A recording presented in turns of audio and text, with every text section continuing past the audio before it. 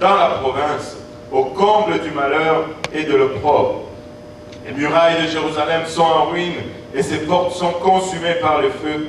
Lorsque j'entendis ces choses, je m'assis, je pleurais et j'ai fui plusieurs jours dans la désolation. Je jeûnais et je priais devant les dieux des cieux. Prions tous ensemble, Père Céleste. Nous te rendons grâce encore une fois pour ton amour, ta bonté, ta fidélité.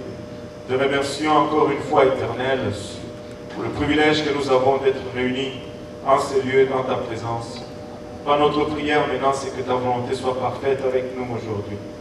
Papa, étends ta main sur nous, Papa, et aide-nous, Seigneur, avec notre nature charnelle, car, Papa, il ne peut recevoir les choses spirituelles, elles sont folie pour nous. Oins-nous, Père, nous te prions avec action et grâce dans nos cœurs, afin que tu puisses nous joindre, Seigneur Jésus-Christ. Papa, oins-moi, afin que je puisse apporter cette parole sans crainte, ni faveur, ni hésitation. Et nous tous, Seigneur Jésus-Christ, afin que nous puissions la recevoir, qu'elle puisse produire en nous la vie éternelle. Au nom de Jésus, nous te prions. Nous disons tous au nom de Jésus. Et vous pouvez vous asseoir. C'est difficile de parler de réveil ou d'essayer d'infuser l'esprit de réveil sans parler du livre de Néhémie. Et le réveil, je voudrais d'abord définir cela. Le réveil, ce n'est pas plusieurs personnes à l'église. Plusieurs personnes à l'église, ça c'est une conséquence ou c'est un résultat du réveil. Mais le réveil, c'est la prise de conscience de l'homme, de son besoin de se reconnecter à Dieu.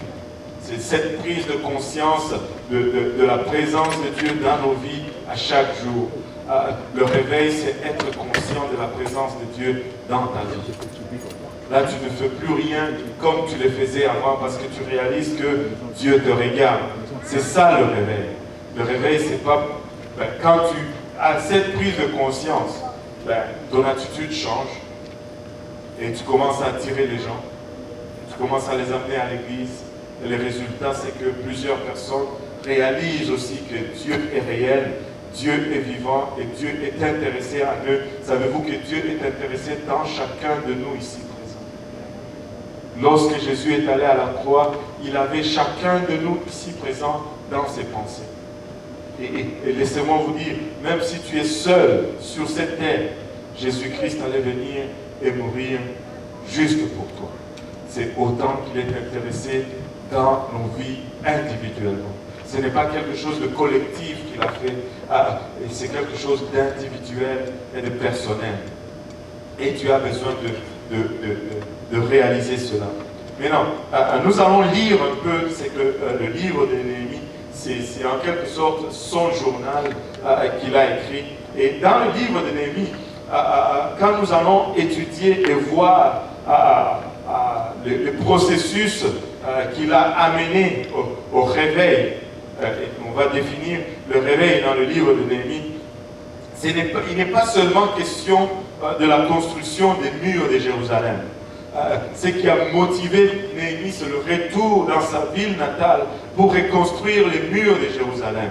Mais nous pouvons regarder vraiment passer les murs de Jérusalem et nous pouvons y voir la construction d'une ville qui peut être peut-être la construction d'un foyer pour le peuple de Dieu ou l'élévation d'un témoignage pour le nom de notre Dieu et qui peut être un témoignage pour toutes les autres villes. Alors que nous allons parcourir ce livre, nous allons garder à l'esprit que nous lisons un journal, nous lisons une histoire qui est vieux de 2500 ans. L'histoire de Néhémie s'est produite il y a environ 2500 années en arrière de nous. Donc, cela a commencé, si nous pouvons essayer de mettre une ligne de temps dans l'histoire de ce peuple, le peuple juif. Dans l'année 606 avant Jésus-Christ, la première vague des captifs est amenée à Babylone. La captivité des Judas a pris place en 606. Ils sont amenés captifs à Babylone. Il fallait attendre 20 années 20 années ont passé pour que la ville de Jérusalem soit détruite par le roi Nabuchodonosor. Le roi Nabuchodonosor a envoyé une destruction, ils ont détruit le temple et ils ont mis le temple à terre. Et après la destruction du temple, il s'est passé 50 années pour que les Juifs soient autorisés à retourner à Jérusalem par le roi Cyrus. Le roi Cyrus décrète une loi qui permet aux Juifs de recommencer à retourner dans leur pays ou dans leur terre à Jérusalem. Donc 50 et 20, 70 ans de captivité au total. Mais quand les Juifs ont commencé à retourner, ils ne sont pas tous retournés. Nous pouvons voir après la fin de la captivité, 20 années encore ont passé pour que le temple soit enfin achevé après de nombreux retards. Il y a eu plusieurs tentatives pour reconstruire le temple, Ezra, Zorobabel. Et finalement, c'est avec Zorobabel que le temple s'est dressé encore une fois un peu dans sa splendeur. Et après la reconstruction du temple, il fallait attendre 70 autres années pour que Néhémie commence à écrire son journal. 70 autres années après la reconstruction du temple, là Néhémie commence à écrire son journal. Une chose que nous devons noter dans la vie de Néhémie, Néhémie n'était pas un religieux professionnel avec salaire, comme nous pouvons le dire aujourd'hui. Il n'était pas prédicateur à temps plein, il n'était pas pasteur à temps plein, il n'était pas évangéliste, il ne vivait pas du travail de Dieu, il ne faisait pas partir du sacerdoce. C'était juste une personne laïque, avec beaucoup d'influence. Ce n'était pas un sacrificateur, c'était juste une personne laïque avec beaucoup d'influence. Ça peut être n'importe qui ici.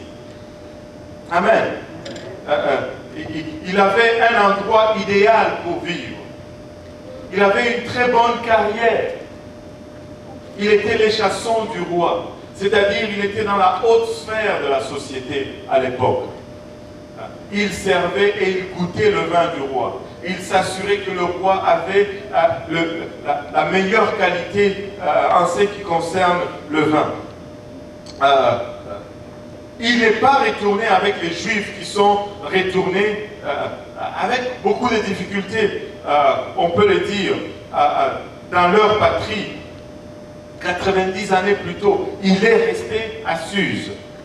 Il avait une vie réussie, en fait.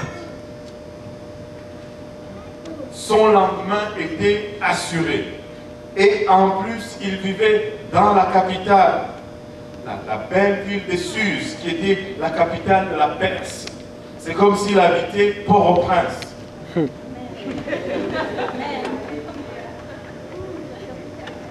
Pas la campagne. Alléluia. Il avait, au fait, bref, il avait une vie que quiconque pouvait envier.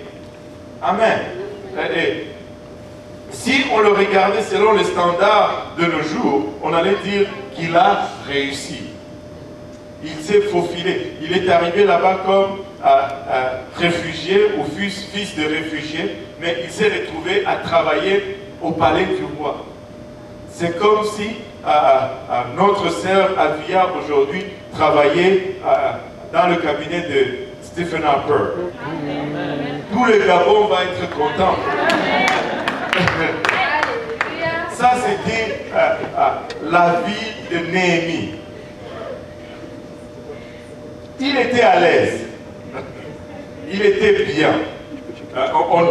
Il n'y a pas d'argument là-dessus. Je pense qu'on est clair là-dessus.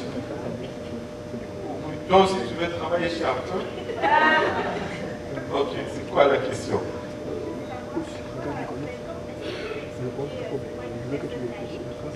Laïque, oui, une personne laïque, c'est quelqu'un qui n'est pas,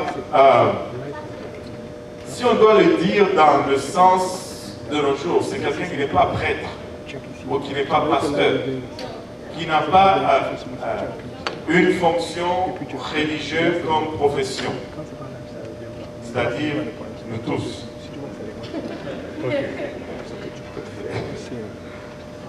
C'est avec Constantin qu'on a un peu fait la différence entre le laïque et le religieux, et avec le catholicisme. Mais au fait, nous sommes tous un sacerdoce royal, un peuple élu. Amen. C'était ça l'Église que Dieu a laissée. Je faisais une étude hier, on a parlé d'Étienne. Savez-vous, Étienne, il était juste choisi comme diacre.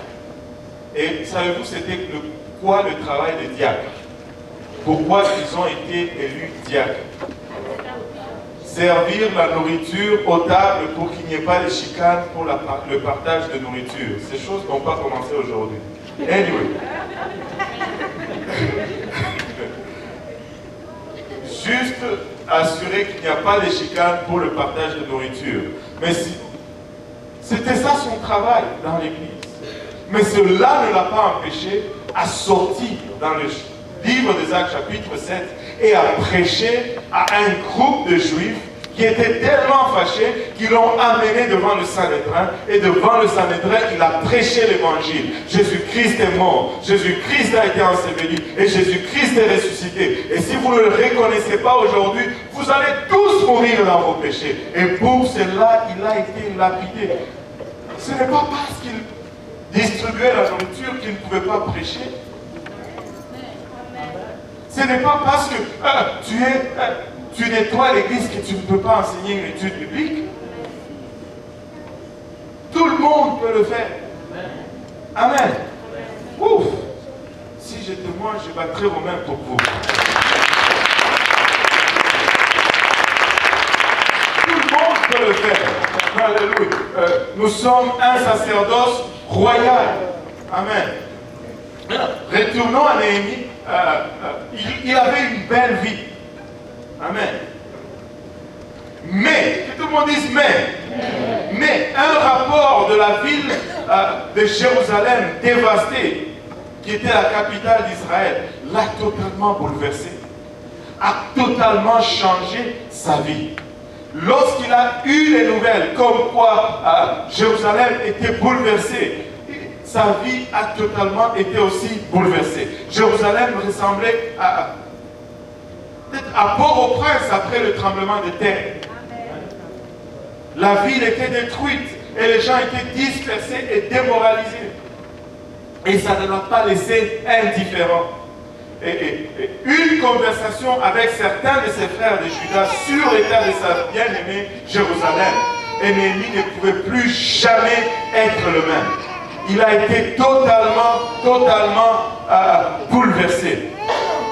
D'autres pouvaient encore continuer dans l'indifférence. Mais lui, il ne pouvait plus rester le bras croisé. Lorsque la ville de Dieu ne se portait pas aussi bien que son travail séculier, il ne pouvait pas rester le bras croisé. Il avait le cœur brisé et il est entré dans une période de jeûne très prolongée. 4 mois de jeûne et prière. Et après cela, il a agi. Que tout le monde dise, il a agi. Il a agi. Nous devons apporter un petit détail historique ici, à ce point-ci, pour que nous puissions comprendre vraiment ce qui est en train de se passer. Et le petit détail historique, c'est celui-ci. C'est que les nouvelles qui ont dévasté Néhémie, les nouvelles qui ont bouleversé Néhémie, ce n'était pas au fait des nouvelles. Parce que ça datait de 140 ans. Il y avait 140 ans depuis que Jérusalem était détruit. Il y avait 140 ans depuis que les murs étaient détruits.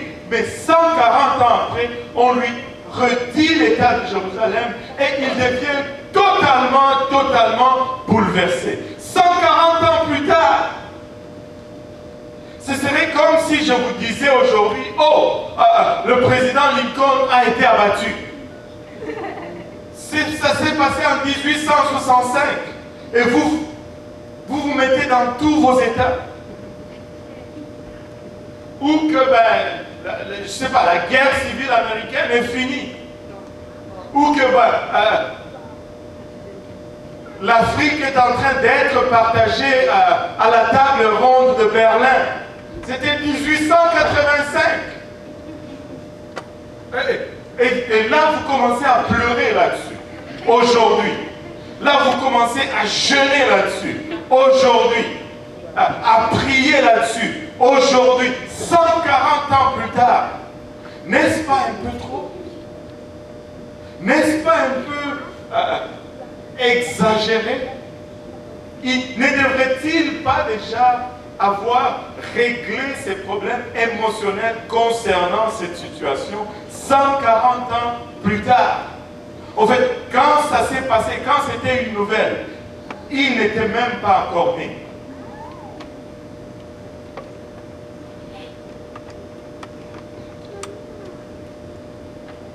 Ce sont peut-être, wow, la mort de Lincoln ou le partage de Berlin, ce sont des grandes nouvelles. Mais c'est un peu, juste un tout petit peu trop tard pour pleurer là-dessus.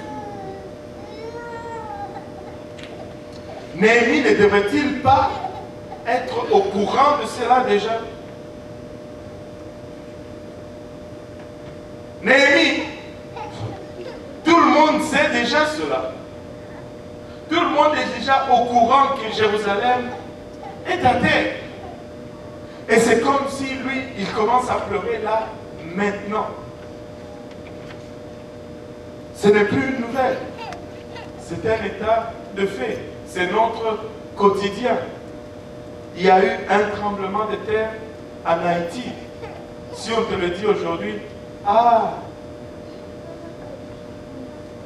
c'est tout. Mais lui, il s'est mis à pleurer. Pourquoi est-ce qu'il est si emporté? Pourquoi est-ce qu'il est si perturbé?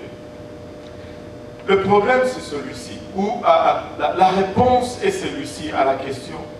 Néhémie, il n'a pas obtenu de nouvelles informations. Néhémie a tout simplement reçu un nouveau fardeau.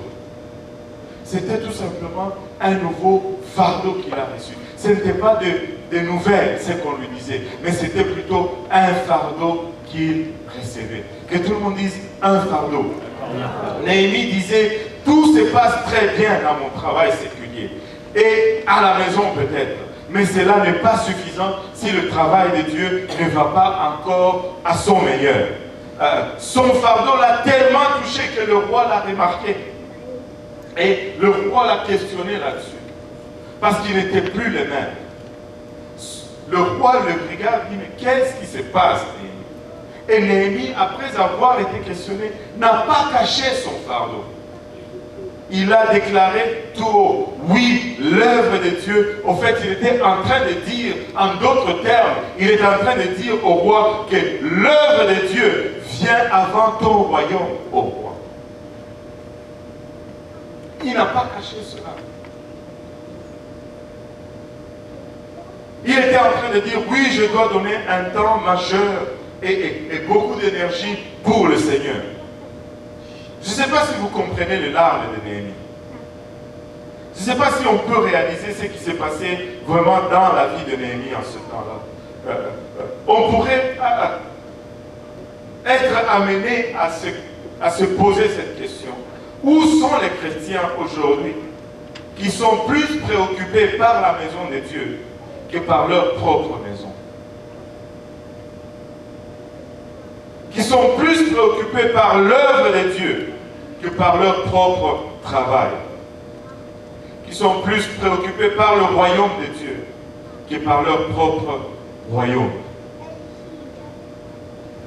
Ils se soucient plus de l'avenir de l'Église que de leur propre avenir financier.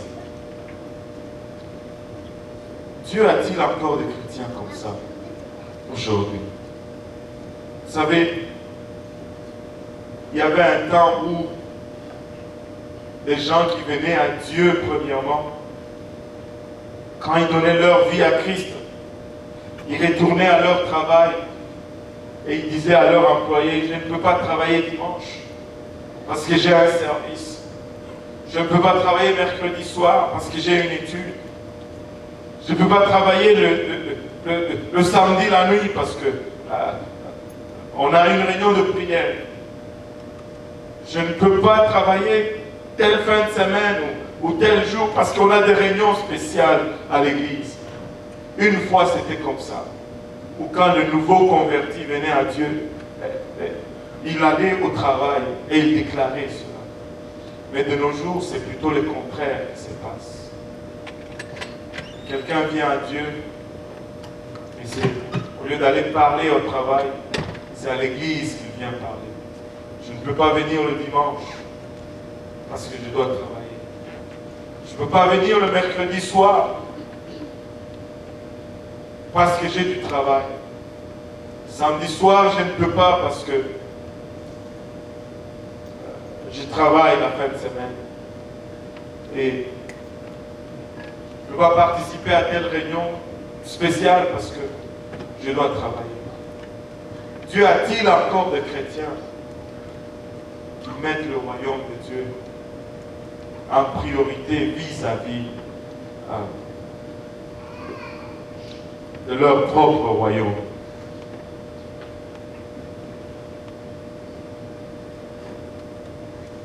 Que nous est-il arrivé? Néhémie dit ceci, je suis échasson du roi de Perse, mais je veux être un constructeur des murs pour le roi du ciel. Il déclare peut-être que j'ai apprécié la dégustation de vin des centaines de fois dans l'atmosphère de la cour royale, mais je suis perturbé aujourd'hui parce que les murs de la cité de Dieu sont dans le désarroi. Mais on dirait que personne ne semble s'en soucier. En d'autres termes, Néhémie a dit, prenez cette coupe royale, donnez-moi un marteau. Parce que l'œuvre de Dieu vient avoir mon œuvre.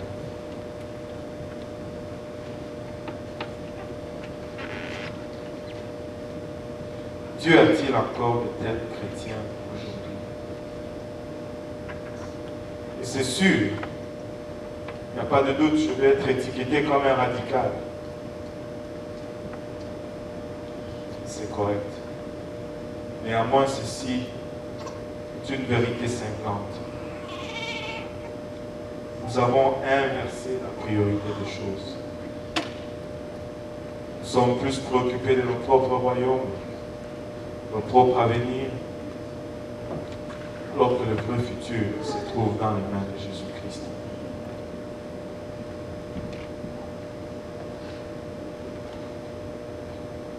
Alors que nous avançons dans le livre de Néhémie, nous allons voir que en seulement 52 jours seulement, il y a eu 40 différents groupes de gens qui ont travaillé à restaurer un mur qui était haut de 50 pieds. 50 pieds de hauteur et qui faisait une circonférence d'environ 4000. 4000, c'est à peu près 4 fois 1,17 ou quelque chose comme ça, pour le matheux. À une vitesse de 504 pieds par jour. Et pendant qu'ils reconstruisaient ce mur, ils étaient en train de lutter contre une forte opposition. Et la question est celle-ci. Ces murs ont été ruinés pendant 140 années. Ce mur était à terre pendant 140 années. Comment est-ce possible qu'ils ont accompli dans 52 jours ce qu'ils ont échoué d'accomplir dans 140 années.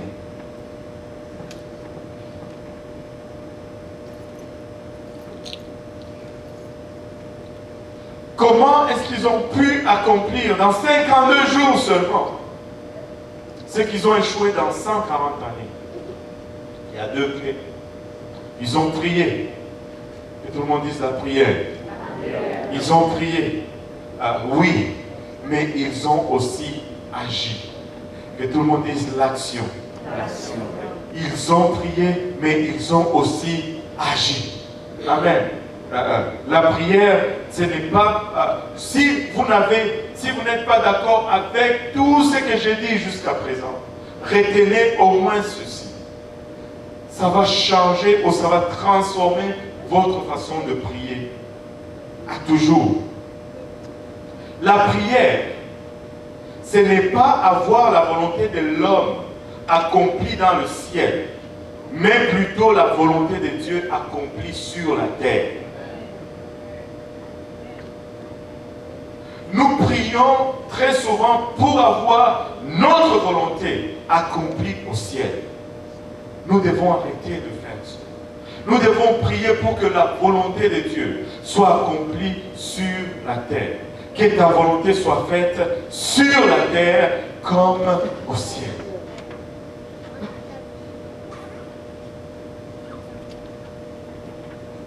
Cependant, pour que la volonté de Dieu soit accomplie ici sur terre, il est nécessaire que les gens soient disponibles pour que Dieu puisse les utiliser.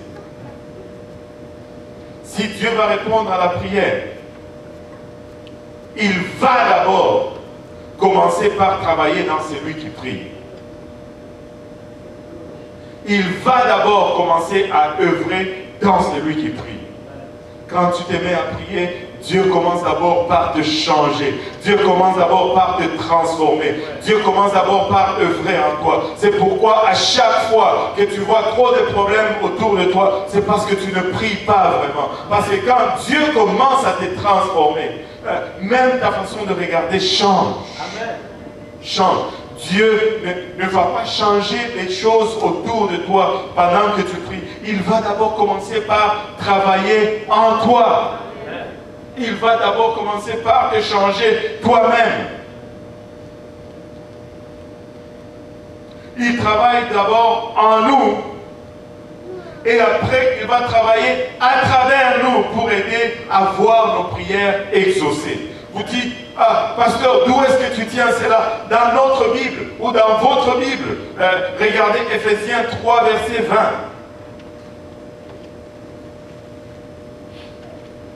Ephésiens 3, verset 20. Il nous dit ceci. Or, à celui qui peut faire, par la puissance qui agit en nous d'abord. Il peut faire par la puissance qui agit en nous. La puissance de Dieu agit d'abord en nous. La puissance de Dieu nous transforme d'abord nous-mêmes. Avant que le monde autour de nous soit transformé, nous devons d'abord nous-mêmes être transformés. C'est pourquoi il y a cette loi que j'ai appris. Et cette loi est tellement vraie qu'en Afrique, on le dit comme suite.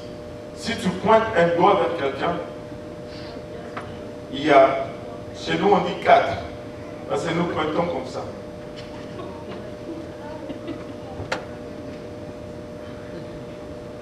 Nous pointons comme ça chez nous. Et là, il y a un marin qui a dit, non, moi je vais commencer à pointer comme ça.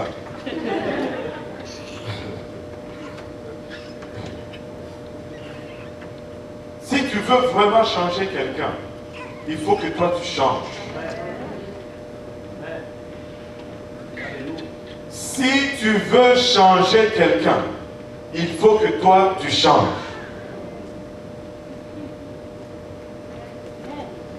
Je peux vous faire la démonstration. Regardez. Bien comme ça. Et si j'ai fait... Il sourit.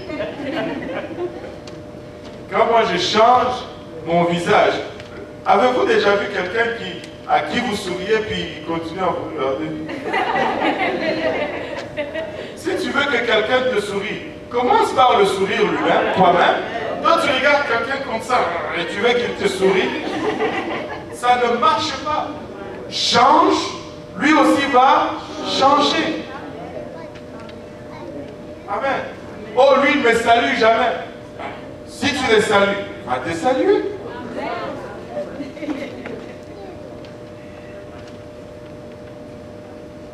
Amen. Si tu veux changer quelqu'un, change. Tu vois que l'autre va aussi changer. Laissez-moi vous dire, peuple de Dieu, nous n'avons pas besoin de nouvelles informations. Nous savons que ce monde est déjà dans la ruine. Nous savons déjà que c'est le désastre là à l'extérieur. Ce que nous avons besoin, c'est un nouveau fardeau. Ce que nous avons besoin, c'est que Dieu nous amène à une place de compassion, à une place où nos cœurs commencent à s'aligner avec le cœur de Dieu, où nos yeux commencent à regarder comme Dieu regarde et non comme le monde regarde. Nous n'avons pas besoin de plus d'informations. Nous avons besoin d'un nouveau fardeau. Amen. Alléluia. Nous avons besoin d'un nouveau fardeau. Vous rappelez-vous l'histoire de Rachel? Rachel et Léa. Jacob aimait Rachel. Rachel était son amoureux, mais son beau-père l'a truqué à épouser Léa. Et finalement, il a eu Rachel quand même après 14 ans de service. Waouh! Parle de l'amour.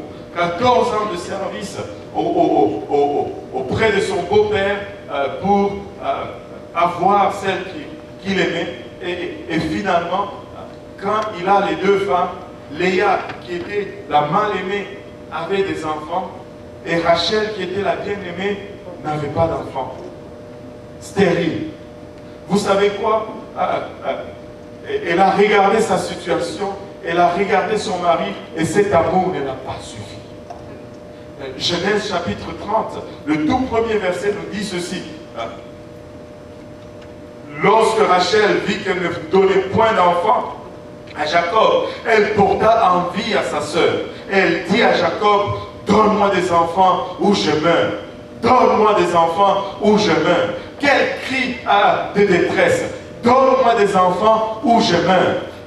Donne-moi des enfants ou je meurs. Vous savez, Jacob a répondu, suis-je Dieu? Mais là n'est pas le point. Le point est ceci. Est-ce qu'il y a des Rachel encore aujourd'hui parmi nous? Où es-tu, Rachel, aujourd'hui? Où es-tu, celle ou cette personne qui va crier, donne-moi des enfants ou je meurs? Ou est-ce que tu es tout simplement assis dans tes circonstances et tu acceptes tes circonstances? Rachel a refusé d'accepter sa stérilité. Elle a refusé de se résigner à vivre dans son sort. Et elle a crié du fond du cœur, donne-moi des enfants ou je meurs. J'espère que quelqu'un ici peut encore se saisir de cet esprit de Rachel et crier, Seigneur, je ne veux pas me résigner à vivre dans ma condition. Donne-moi ce que j'ai besoin ou je meurs. Donne-moi le réveil ou je meurs.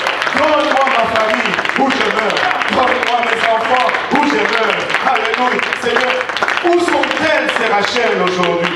Où sont-elles? Alléluia. Ces femmes qui n'acceptent pas leurs conditions aujourd'hui. Donne-moi des bébés, Seigneur, ou je meurs aujourd'hui. Donne-moi des enfants, ou je meurs. Quand est-ce la dernière fois que vous avez vraiment prié Dieu? Peu importe ce que ça prend, fais-le, Seigneur.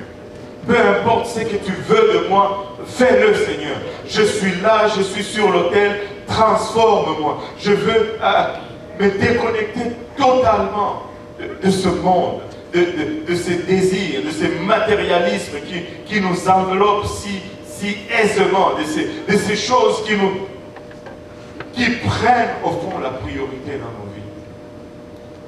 Quand est-ce la dernière fois que vous vous êtes dit, il y a longtemps que j'ai gagné une âme et je déteste cela. Il y a longtemps que j'ai enseigné une étude biblique et je déteste cela. Quand est-ce que vous avez été insatisfait de votre situation? Quand est-ce que vous avez, quelle est la dernière fois que vous vous avez regardé votre état et vous avez dit, Seigneur, je ne veux pas rester là. Je ne veux pas rester là. Ou vous vous êtes dit, oh, je devais être un peu plus impliqué à l'église. Où êtes-vous, Rachel?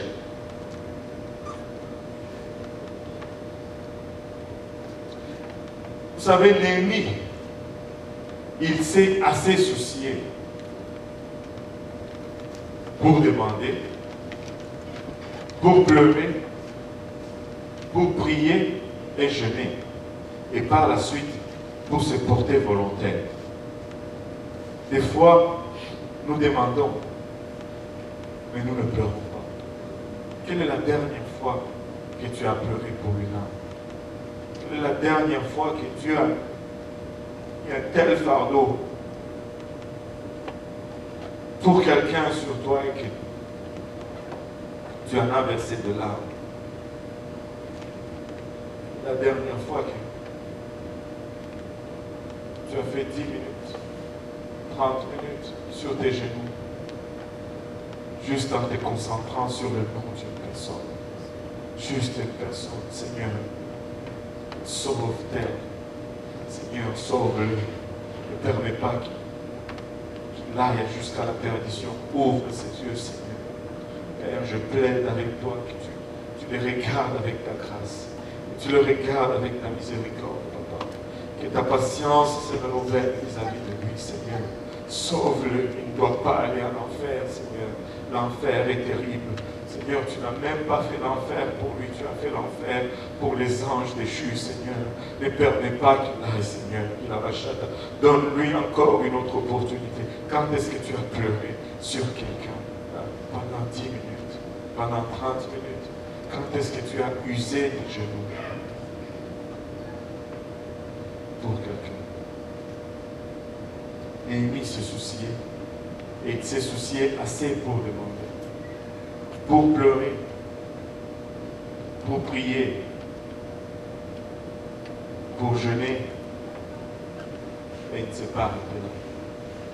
Il s'est porté volontaire. Il a dit, prenez cette coupe, donnez-moi un marteau. Je ne veux pas juste rester chasson, je vais aller construire le mur de Jérusalem. Je ne sais pas si quelqu'un peut dire ici, mais voici, Seigneur. Envoie-moi, Seigneur. Utilise-moi, Seigneur. En nous levant tous ensemble. Nous allons prendre le temps de venir à l'avant aujourd'hui et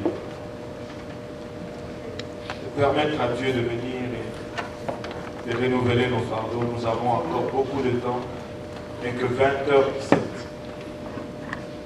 Seigneur, je n'ai pas besoin d'une nouvelle information. Je sais déjà que ce monde est dans le désarroi. Je n'ai pas besoin de savoir davantage, Père, car Papa, ce n'est pas une nouvelle fraîche. Elle renouvelle mon fardeau aujourd'hui, Seigneur. Renouvelle mon fardeau, Papa, il a rachat. Alléluia, Seigneur. Je ne sais pas s'il y a des Néhémie dans ces lieux qui vont élever leur voix et qui vont verser leurs larmes alors que le monde autour de nous est détruit. Nous ne voulons pas rester indifférents, Seigneur. Nous ne voulons pas rester insensibles, Papa, au sort et à l'état de ce monde. Père, Seigneur Jésus-Christ, peut-être que nous avons été distraits par nos propres préoccupations, nos propres soucis, notre avenir, nos inquiétudes temporaires, Seigneur Jésus. Mais nous prions, Seigneur Jésus-Christ, que tu renouvelles notre fardeau. Renouvelle mon fardeau aujourd'hui, Seigneur. Renouvelle-moi, Seigneur Jésus-Christ. Alléluia. Seigneur Jésus-Christ. Il y a tout un monde, tout un peuple, Papa, qui avance dans la destruction, Seigneur Jésus-Christ. Pardonne-moi ton cœur, Seigneur. Remplis-nous de ta compassion, Seigneur, afin que nous puissions regarder toi tu regardes. Que nous puissions voir comme toi tu vois, papa. Que nous puissions, papa, il va agir comme Dieu voudrait qu'on agisse, Seigneur. Tourne nos cœurs, Seigneur Jésus-Christ, papa. Réoriente nos prières, Seigneur. Afin que nous puissions prier que ta volonté soit faite, papa, sur la terre, comme ça l'est au ciel. Et non, papa, des prières motivées par notre propre volonté, Seigneur. Papa, prends-nous, Seigneur Jésus-Christ, et donne-nous à connaître ta volonté, papa. Et donne-nous à prier dans ta volonté, Seigneur Jésus-Christ. Père, ta volonté, c'est que nul n'y périsse, mais que tous parviennent à la repentance, papa. Ta volonté, c'est que la connaissance, papa, de qui tu es remplisse la terre comme les eaux remplissent l'océan, Seigneur. Ta volonté, Seigneur Jésus-Christ, alléluia. Oh, c'est que ton royaume, papa, ait une préséance sur, papa, le nôtre, Seigneur Jésus-Christ.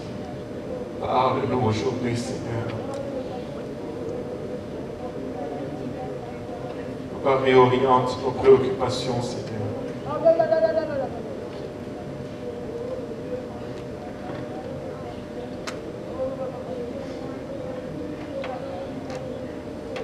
Réoriente nos préoccupations, Seigneur Jésus. Réoriente nos préoccupations, Seigneur. Permets-nous de sentir le battement de ton cœur, Seigneur. Permets-nous de sentir comme toi tu ressens, Seigneur. Permets-nous de percevoir comme toi tu perçois, Seigneur Jésus-Christ. Alléluia. Permets-nous de voir comme toi tu vois, Seigneur. Alléluia.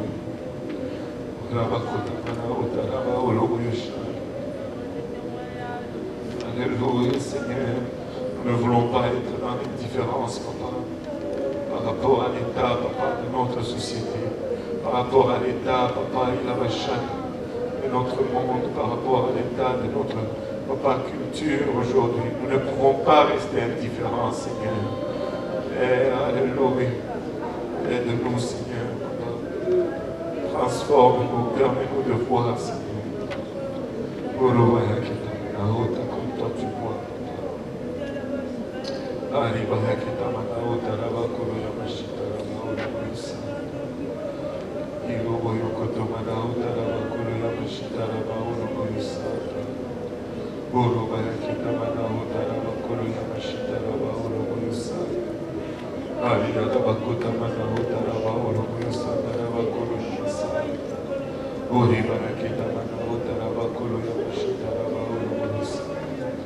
Alléluia, Jésus. Alléluia. Où es-tu, Rachel? Alléluia. Où es-tu, Rachel, aujourd'hui? Alléluia. Où es-tu, Rachel? Alléluia. Tu vas être désespéré. Seigneur, donne-moi un enfant. Seigneur, je désire une âme, papa. Je veux voir quelqu'un venir à toi, Seigneur. Je veux voir quelqu'un obéir à l'évangile, Père. Je veux voir quelqu'un, papa, il va se repentir de ses péchés, se détourner de voie de la fornication.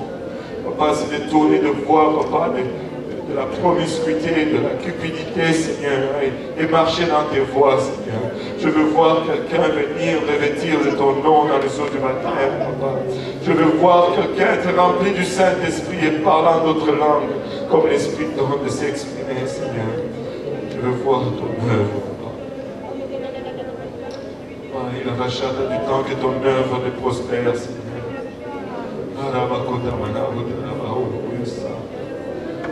Semer dans le bouleversement, Seigneur. Aide-nous, Seigneur Jésus, aide-nous, Seigneur.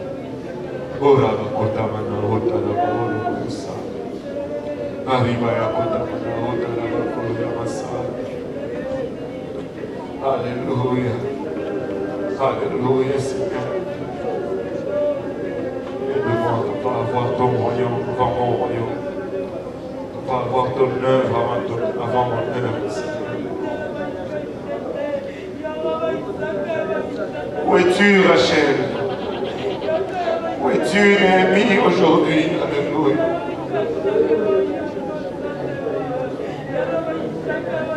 Éloigne la distraction de nous, Seigneur Jésus-Christ. Papa, que les choses même avec lesquelles tu nous bénisses, Papa, ne nous mettent pas hors de tes voies, Seigneur Jésus-Christ, Papa. Nous ne voulons pas faire comme Israël, Papa, qui a transformé, Papa, sa bénédiction en idole, Seigneur Jésus-Christ. Que tu aies préséance sur toutes choses, ô Éternel. Alléluia.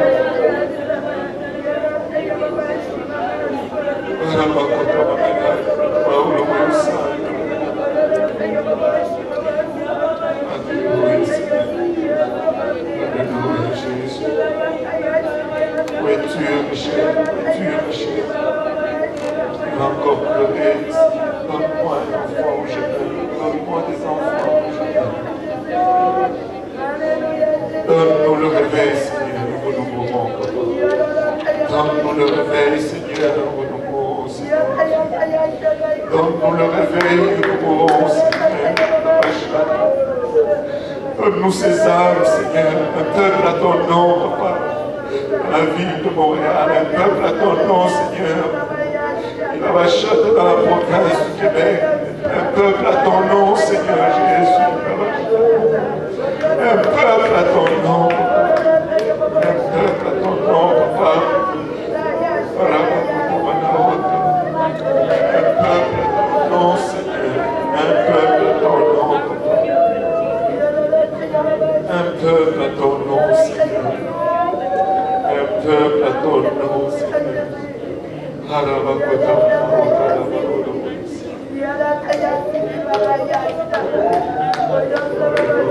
Jésus.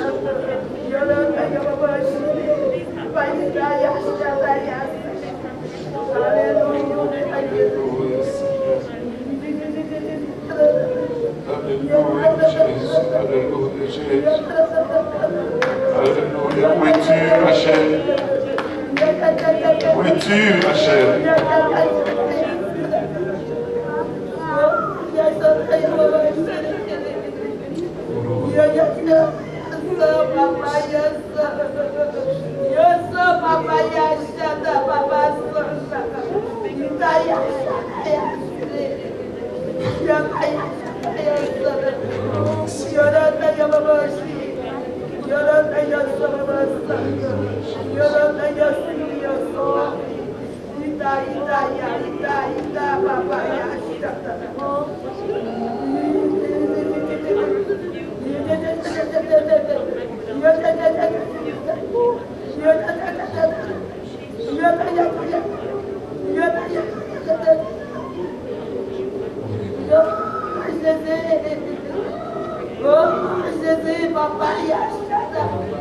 Oh, Papa Santa. Oh, Papa Italia. Oh, ya Santa, Papa Santa. Yo soy como yo soy.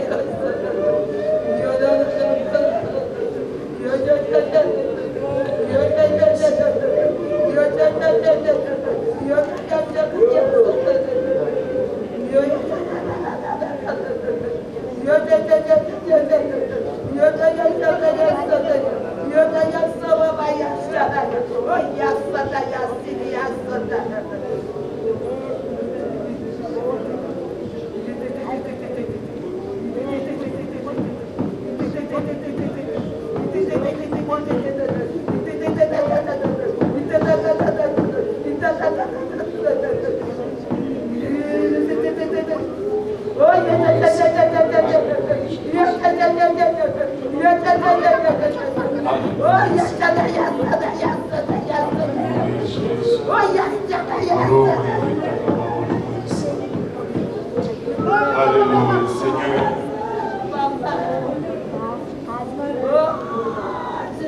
Donne-nous, Seigneur Jésus-Christ.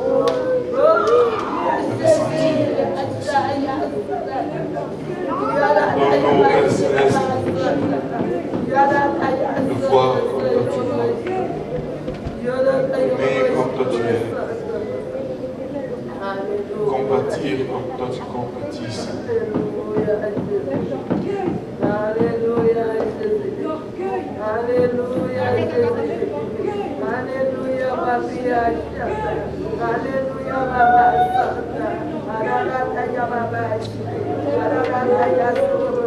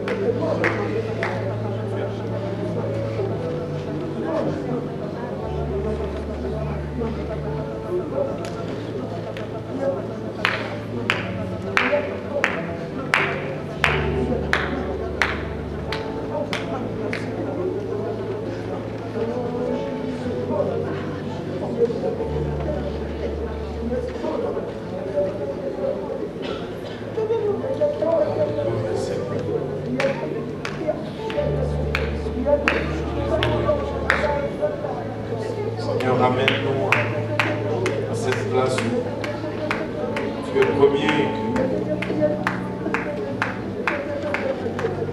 que nous soyons secondaires.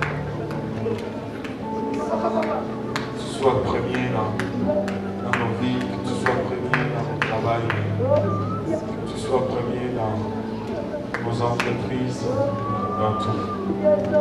Alléluia. Laissez-moi vous dire, après que Néhémie ait pleuré sur le sort de sa ville natale, après que Néhémie, pas sa ville natale, sa ville d'origine, après que Néhémie ait prié et jeûné, Néhémie a agi. Il est sorti et il est passé à l'action. Nous allons prier, nous allons jeûner, et nous allons agir. Amen. Nous allons prier, nous allons jeûner, et nous allons aussi faire. Amen. Nous allons mettre des jambes à nos prières. Nous allons donner une bouche à nos prières. Car le Seigneur a d'autres jambes qui étaient jambes. Il a d'autres mains qui étaient des mains. Il a d'autres bras qui étaient bras. Il a d'autres bouches qui étaient ta bouche aujourd'hui. Il faut nous battre nos mains pour ce Seigneur. Je vais rafraîchir dans sa présence. Rafraîchir dans sa présence. Encore une fois, l'essentiel aujourd'hui. Seigneur, donne-moi des enfants où je donne. Donne-moi des enfants où je donne. Alléluia. Donne-moi des enfants, papa, où je donne. Alléluia. Alléluia. Vous savez,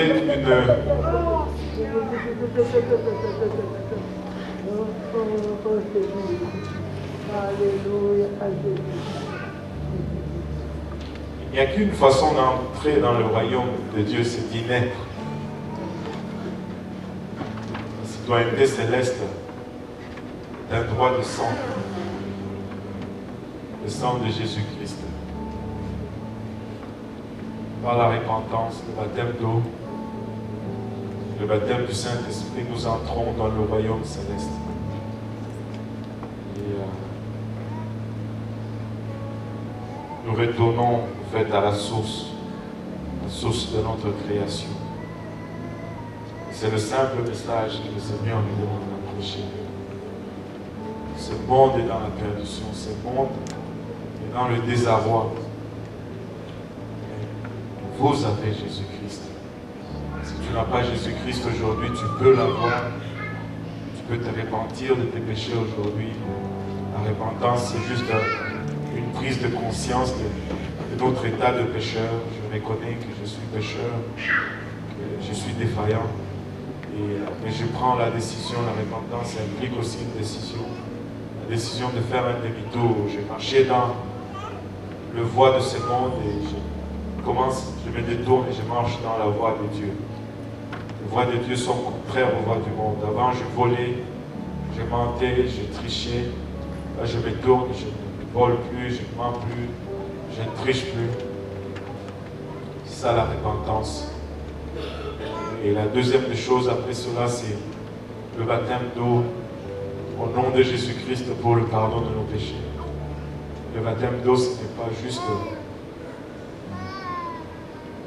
une cérémonie ou un acte extérieur pour démontrer notre conversion intérieure.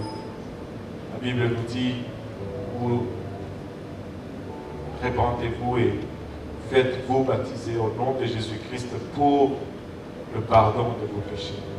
Et non pas pour une reconnaissance de la masse, pour le pardon de vos péchés. Et vous recevrez le don du Saint-Esprit. Alors, on se fait baptiser d'eau. C'est pourquoi nous avons l'eau là. Nous avons une piscine, nous avons l'eau, nous avons des vêtements de rechange et des essuie-mains. Ça ne prend que votre obéissance. Après le baptême d'eau pour le lavage de nos péchés, nous pouvons recevoir le don du Saint-Esprit avec l'évidence de parler en langue. Et ça, c'est la puissance de Dieu qui vient habiter en nous et qui nous permet de marcher au-dessus du péché. Il dit dans le livre de Actes, chapitre 1, verset 8, vous recevrez une puissance, le Saint-Esprit survenant sur vous. Vous recevrez une puissance, le Saint-Esprit survenant sur vous. C'est une puissance. Marchez avec Dieu. Et vous serez mes témoins à Jérusalem, toute la Judée, à la Samarie, jusqu'aux extrémités de la terre. Ça, c'est le plan du salut pour nous. C'est comme ça qu'on se met dans la voie de Dieu. Et par la suite, on grandit dans cela. Dieu nous appelle à retourner à cette première passion, ce premier amour, où il était premier et que nous étions secondaires. Mais nous avons été bénis, mais là, nous commençons à être distraits par nos bénédictions. Ne faisons pas comme Israël, qui a transformé les bénédictions de Dieu en idole. Littéralement, c'est que Dieu les a bénis avec. Ils les ont donnés à Aaron qui en a fait un veau d'or et ils ont commencé à l'adorer, oubliant les dieux qui les a donné ces bénédictions. Que Dieu reste premier. Amen. Que Dieu reste premier. Serrez la main de vos voisins et puis que Dieu reste premier. Que Dieu reste premier. Alléluia. Aide-nous, Seigneur. On va attraper l'autobus.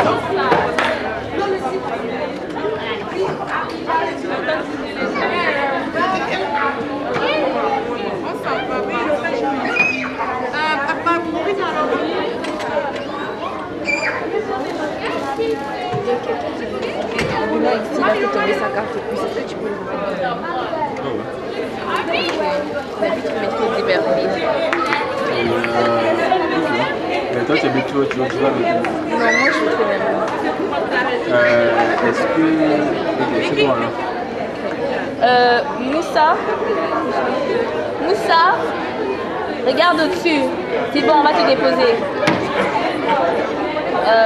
Quelqu'un d'autre va te déposer. Okay, c'est bon? Attends un peu que je vois, laisse un peu juste que je vois. Il est là, regarde. Attends. Taps. Ok, Taps. Tu vas où, Palida? Tu parles avec qui? On s'appelle alors.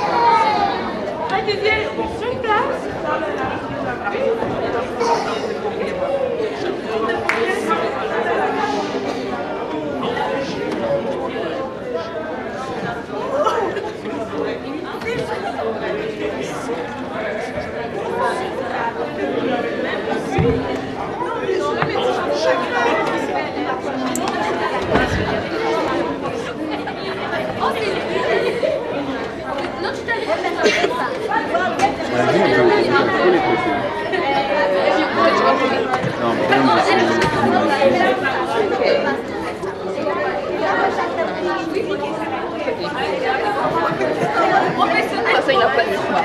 Ok.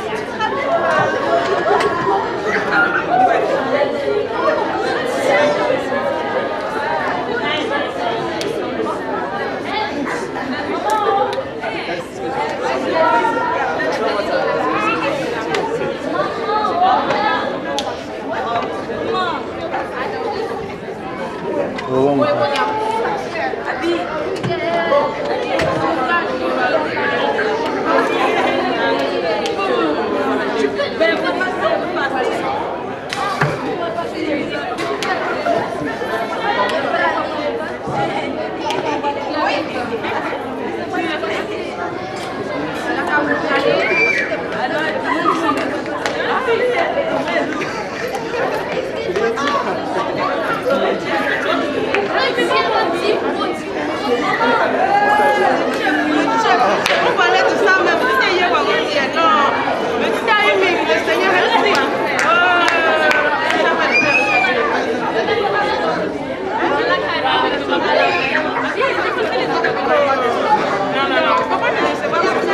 Il faut aller chercher ça. Gauthier. Habillé en mode sport.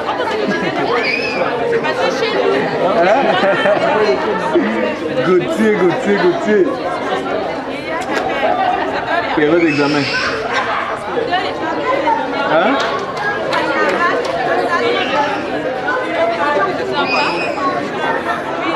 Mon dernier examen c'est mardi. Hein? Combien d'examens à faire? Je te dis tu vas pleurer. J'ai au moins une trentaine d'examens.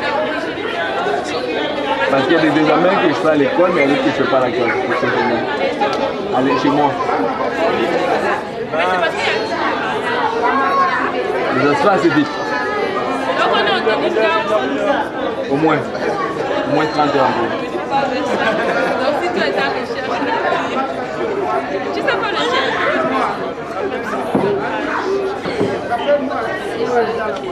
Oui, tu as avec le poisson, il y a beaucoup de carottes.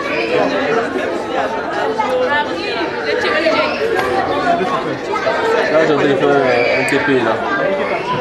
Ouais, mais il va revenir sans bien. Voilà, tu vas devenir son ami. Tu vas souvent devenir son ami.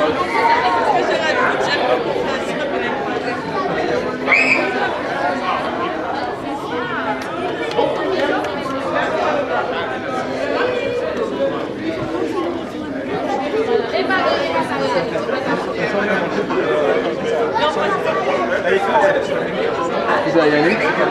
Peut-être.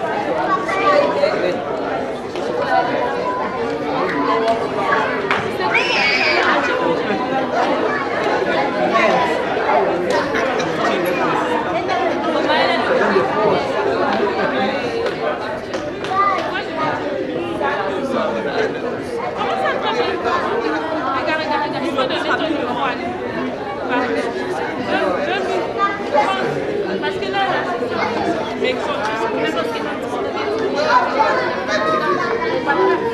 c'est ça, il faut lui donner. Mais pas on lâche. Nous-mêmes, on va se